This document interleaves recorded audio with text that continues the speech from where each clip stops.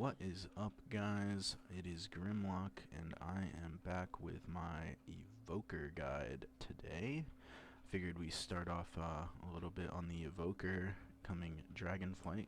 I can show you how to do some one-shots, some tips, some tricks, so stick around, and we'll be over those shortly. Alright, first things first, we are going to start with our talents. Obviously, we are a Devastation Evoker, so we will be Devastation. On our Evoker side of things here, we are going to want to take the left side here. The reason being is we get this nice little stun here. This is how we're going to perform most of our one-shots and 1v1s, and keep our opponent locked down while we're doing that. A really important thing you have to take is tip the scales. If you don't take this, you're just missing out on a massive burst of damage.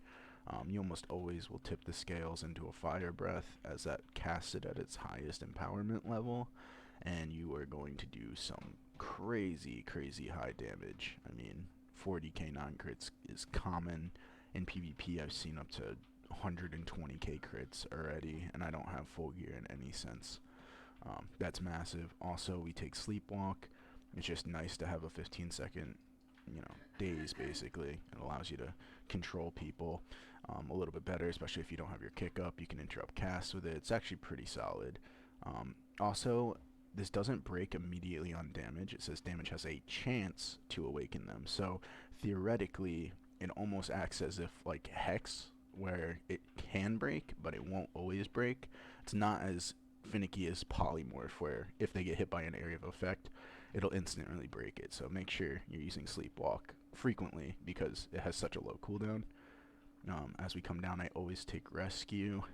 Now, I don't always take Twin Guardian. Sometimes I take Renewing Blaze. It really depends on team composition, and also, like, if I'm just playing around with friends. Like, I really like to use Twin Guardian in Battlegrounds. I feel like I can save people a lot of the time.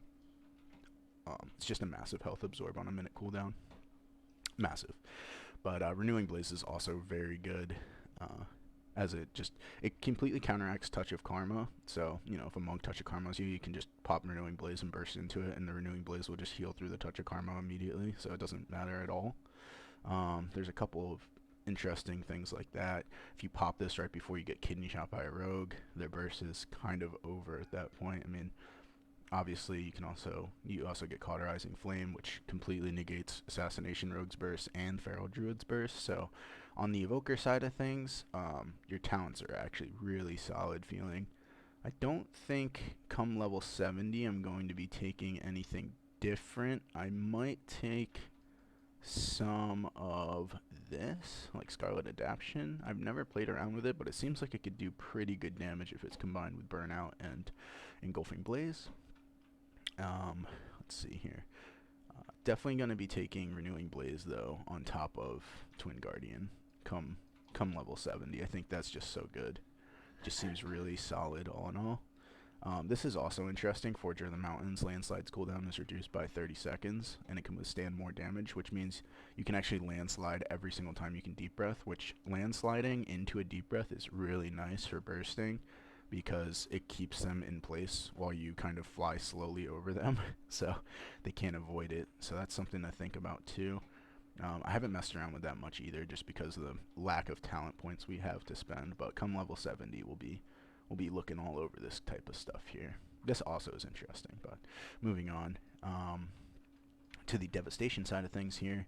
I actually never really cast Pyre that often, other than through my burst, like through Dragon Rage, but so I don't really go a very Pyre heavy build. Like, I'm not taking Validity, I'm not taking Snapfire, any of this kind of stuff over here that could possibly help Pyre's damage. Instead, I go the Eternity Surge route, where my Disintegrates just do a ridiculous amount of damage. I do take Casualty over Eye of Infinity, because I don't crit, like, ever. With my current stat setup, I have a 6% crit chance. I'm just focused purely on Mastery here, so there's really no point in taking this or this here. Your damage critical strikes deal 220% more damage instead of the 200%, because the amount of times you're going to be critting is so minimal that these have very minimal effect to begin with. So I always take Casualty. Essence abilities reduce the remaining cooldown on Essence Surge, so you're just spamming Disintegrate all the time, so your Eternity Surges actually come up probably once every, I would say, like 22 seconds instead of the 30 seconds. It's actually a really big difference. Shattering Star is also massive to burst. It's just a flat out 20% damage increase. I take Focusing Iris so that this lasts longer, and you'll see in the one shot in the beginning of the video, the reason behind this is I can Shattering Star Deep Breath into my burst, whereas if I didn't have the 6 seconds, the Deep Breath lasts too long and I won't actually get my Fire Breath off in time to hit the 20%. So having 6 seconds on your Shattering Star is actually pretty important. I was going Scintillation twice, so I can get that bigger Eternity Surge proc, which I will be going in once I hit level 70. I'll also be taking the instant Living Flames, but yeah, so I had to take Focusing Iris. There's just no way around it. It's just too good right now in the current state of the game and in the pre-patch. But yeah, I just make everything kind of do as much damage as possible. This is really important. Posing Presence, as nice as Living Flame and Emerald Blossom being 30% more effective, which is huge, having a 20-second cooldown on your kick is crazy important. Obviously, if you're dueling, like, you know, like if you're dueling and you're fighting like a rogue, or you're fighting like a warrior or a death knight or something like that, this is way more important than having a short cooldown kick. Moving on though, Dragon Rage, we always get Animosity. Animosity basically makes it so when you Dragon Rage, you're gonna almost always Dragon Rage tip the scales into a Fire Breath, which Dragon Rage, it depends though, because realistically on health you don't need to Dragon Rage. You can always just tip the scales Fire Breath depending on health. I'll explain that in a little bit, but basically, when you Dragon Rage tip the scales into a Fire Breath, it makes it 6 seconds longer, so it lasts immediately 20 seconds, and then you cast an Eternity Surge right after if they live, which 90% of the time they don't right now, but once they do start living, it'll make your burst last up to 26 seconds, which is kind of crazy. Also, if you space it apart properly, if you Dragon Rage tip the scales into a Fire Breath, and you let the duration of your Dragon Rage go down to, say, like 15 seconds, you can Eternity Surge then, and then you'll get another 6 seconds, and then by the time it's like, say the duration's at like 2 seconds, you might be able to get a Fire Breath off and get it to up to 8 seconds again. So realistically, you can almost make your burst last a full like 34 seconds or something like that, which is actually pretty crazy if you time it right. If you're going for like consistent damage with your burst instead of just crazy burst immediately. Something to look into. I don't take Titanic Wrath yet, but at level 70, it's almost a must pick because you're gonna be getting so many essence bursts just to boost your disintegrates, and an extra, I believe it's 15%. Yeah, 15% increase on your disintegrate damage is kind of crazy. Like almost always, especially while you're bursting, because you get a 100% chance for essence burst. So you just spam as your strike. Disintegrate as your strike, disintegrate as your strike, disintegrate. It's crazy. It just makes you do infinite more damage. I don't take Firestorm. I think it's useless. The fact that it has a cast time, I mean, this is kind of nice, Snapfire, but it's just not good. It does such minimal damage. Like right now, just standing, it's doing 500 damage a second. Now, 500 damage a second right now is literally nothing. I mean, it's probably really good in PvE, but for PvP and what we're interested in, not good at all. Definitely not worth it, especially because this only helps Firestorm, which is nice, but like there's no reason to take it to get something else. Like you can just come down here, take Burnout, and then you'll get Feed the Flames most likely. Again, this is kind of crazy. Feed the Flames, consuming Essence Burst reduces the remaining cooldown of Fire Breath, so it works kind of in tandem with Casualty over here. Because every time you Essence Burst, you're going to use an Essence ability, so both of your empowered spells are going to be coming off cooldown way faster due to Feed the Flames, which I will take at level 70 for sure. Alrighty, going into the PvP talents, I currently take Unburdened Flight, Nullifying Shroud, and Obsidian Metal, but I do swap out Nullifying Shroud for Scurrying Flame sometimes. And also Time Stop. These two I swap out, but I don't ever really take Swoop Up. I think if Swoop Up gave the same passive as Twin Guardian, but like to you, or maybe like did the opposite to them, where it was like a 30% necrotic or something, like that would be really, really good. But the cooldown on this is just what kills it. It doesn't seem worth putting somebody in a disadvantaged position. It's just so hard to find a use for this. But everything else seems kind of basic. Precognition is every caster gets this. I don't know how I feel about it. Maybe versus melee cleaves it'll feel really good if you're faking kicks a lot, but I just don't find a use for it right now, especially because I'm stacking Mastery and not Haste. Maybe if I was stacking Haste, it would be better. Like for Shadow Priest or Affliction Lock, I could see this being kind of crazy. Chrono Loop is pretty good, but the problem with Chrono Loop is it's situational and like you can really mess it up and end up losing because of it, whereas you could end up winning purely because of it. It's like a 50-50, and it all depends on how good you are with it. So it's something you're gonna have to test around and play with, but like basically the idea is you get somebody to like 10% health stay, you cast Chrono Loop on them, then they get instantly healed and burst healed up to full health. In 5 seconds they'll return back to 10% health, right? But say for instance you use Chrono Loop by accident at like 40% health, and then you get them down to 10% health, and then 5 seconds later they just instantly heal for 30% of their health. Like, it's just not always good, but it could be used kind of good if you know what you're doing. Also, if you kill somebody during Chrono Loop, it's not like it's gonna return them back to life. At least I don't think so. That would be really stupid. So I'm assuming, you know, if you Chrono Loop them at low enough health, it's pretty much a game over at that point. So it's kind of good. It's just I haven't played around with it too much. Scaring Flame seems really good because, like I said, you're going to tip the scales Fire Breath, and seeing tip the scales makes it do the highest in power level. This basically makes it so that every time you tip the scales, you're just purging them of almost every buff immediately. So say they're bursting, you can actually counter burst, and like for mages, for instance, you can take off their combustion immediately. You can take off their ice swarm or their icy veins immediately. Can't really do much about arcane now because they don't have arcane power, but it's really good versus mages. It's good versus a couple of other classes too, but this is really good versus mages in my opinion. I think it's really solid, especially because you don't want to take Nullifying Shroud versus mages because they can actually spell steal the Nullifying Shroud, and that would be a real big issue.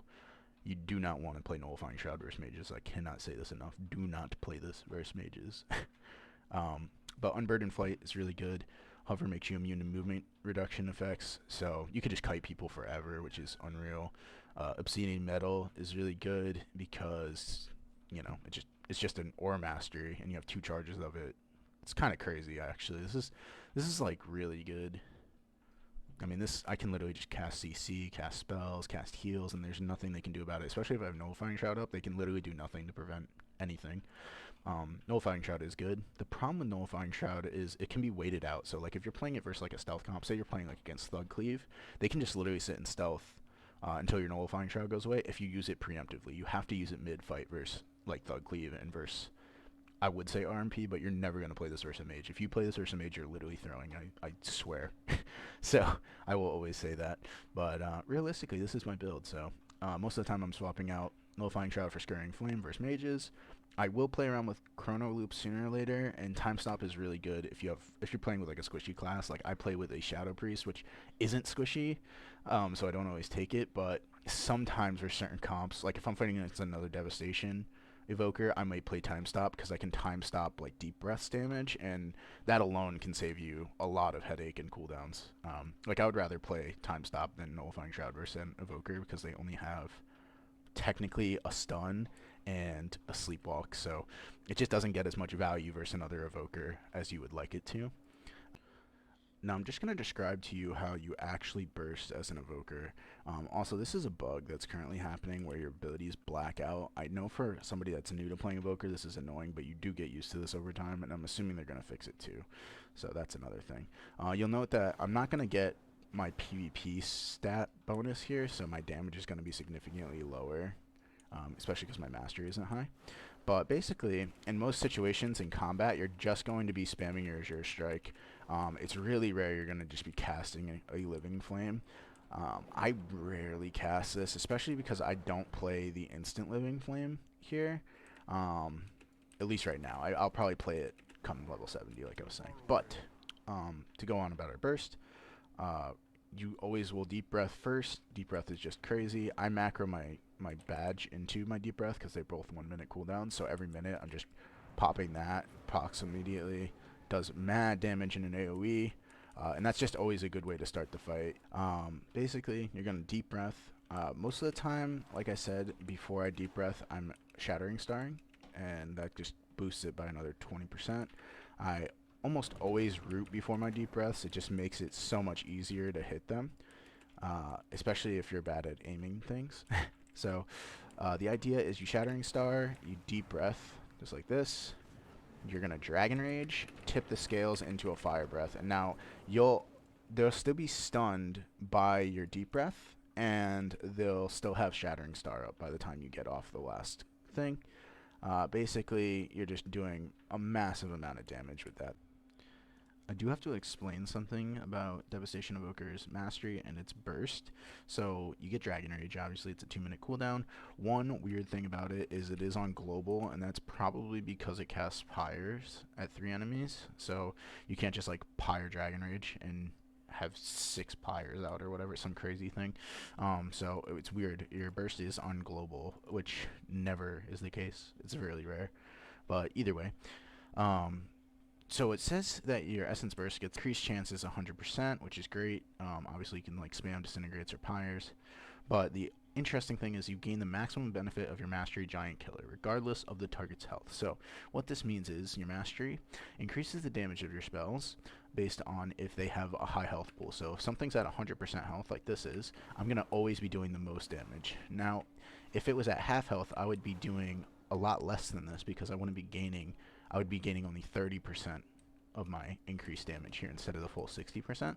Now what Dragon Rage does is if they're at say 30% of their health, I still get the full 60%. So this damage increase only applies really if the target is under full health. Now obviously everybody's going to be under full health, so you get the full benefit of it, but it actually caters to you using this after doing a massive chunk of damage to somebody, which is why I always Dragon Rage after deep breath, because you deep breath to bring them low, and then you Dragon Rage so that you can keep them really low or one-shot them with Fire Breath.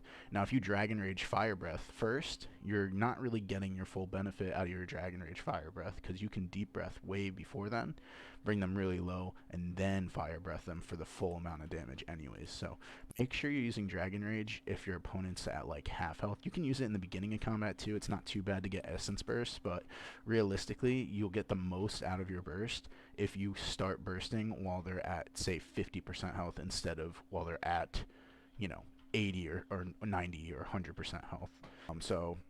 I will show you guys some clips of some burst, and I hope you enjoy the video.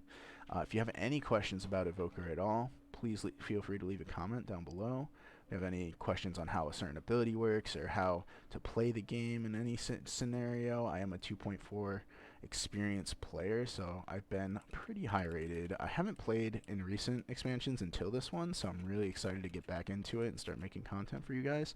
But I hope you enjoyed the video, and I hope you enjoy the clips. Bye.